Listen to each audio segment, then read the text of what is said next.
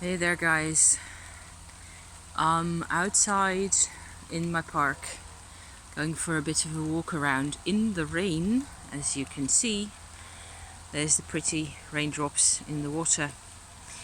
Yeah, there's a grinding noise in the distance because they've done quite a bit of work here in my park, taken out trees, willow trees in particular, that apparently were bad inside. And there's always a risk of storms and of them, breaking in half basically. So I'm revisiting. I haven't been around here in this area of my park for a little while. At the moment it's raining, as you can see. I am okay out here. Actually, I'm rather well covered up and bundled up. I've got a cap on my head and so on and so forth, and basically also assessing the damage to my area. I've been out here a few times already. This is a different pond from the one that you've seen in previous videos over there. They've done quite a lot of work over there as well, and it's not a complete devastation, but it felt like it for a while, and some of the bigger trees are gone, and yeah, it will take some getting used to. So that's not so bad. I will, manage to get used to this again. Hi guys.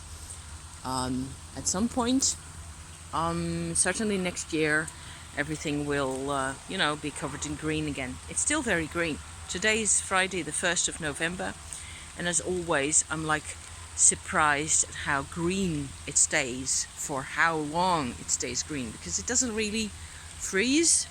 One reason why I'm outside at the moment, even in the rain, is that for the past 2.5-3 days or so, it was actually very cold, like between 3 and 6 degrees outside during the daytime, and the wind was in the north, and it was really nippy.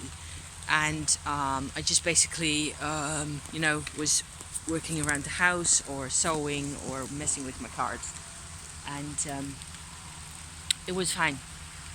I see that there's a couple more candidates here that they've marked, or what have they done to these here? It looks like these trees over here were marked at first to be cut down, and then they changed their mind. Does that happen? Let's go and inspect a bit closer, because if you observe over here, there's even a bit of orange paint left in the crannies here.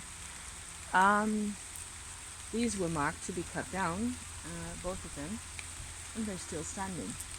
And they're actually, I think they're done, cutting down the trees like that. Bah, I don't enjoy this anyway.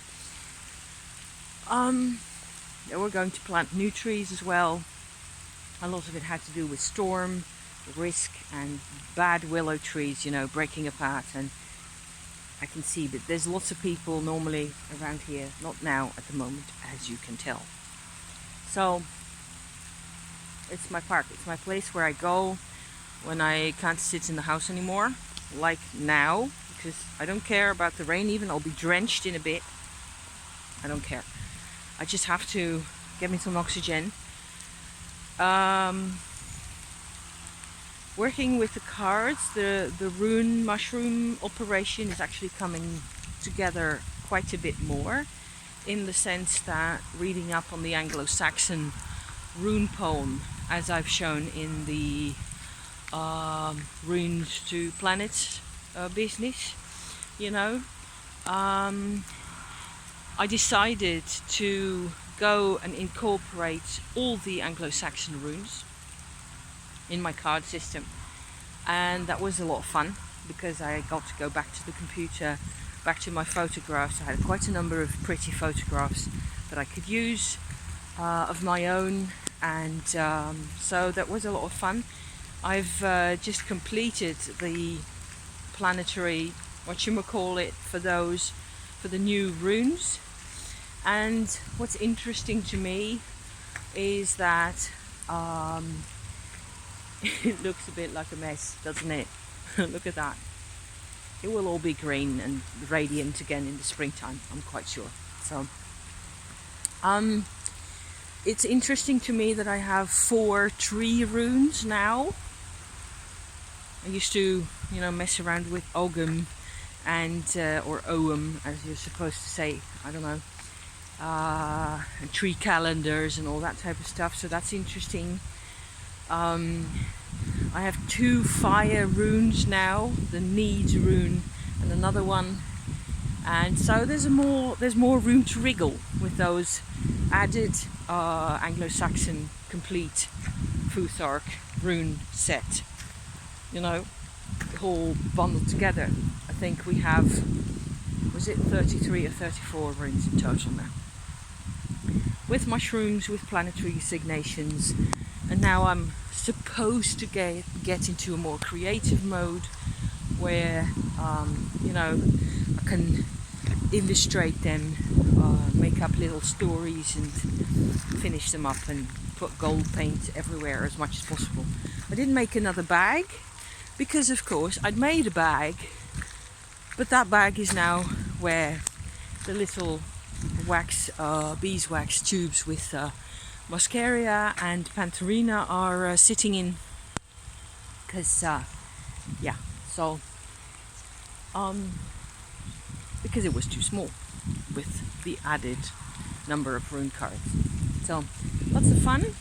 We will see what happens with that in the future. It'll depend also a bit on how much oxygen I manage to get into my brain again. It's a bit, I don't know, when you have huge transformations and huge impacting emotional discoveries and things like that, then after a while you just need to get yourself outside, get some air, time to think, time to let things be, time to let yourself be, which is hard for me because I'm used to always having problems, always having to, fight for things and go for things. And at the moment, I just don't need to go for anything, really. Dinner's under control. I mean, I might change the sheets on my bed. Basically, that's it. So, just a tiny update from me. There's more Shakti energy work, but not lots of it. I'm just basically trying to keep my energy levels where I like them to be. And for now, from cold and wet Netherlands, I say to you, be well, and I'll be seeing you again next week, okay? Bye bye for now.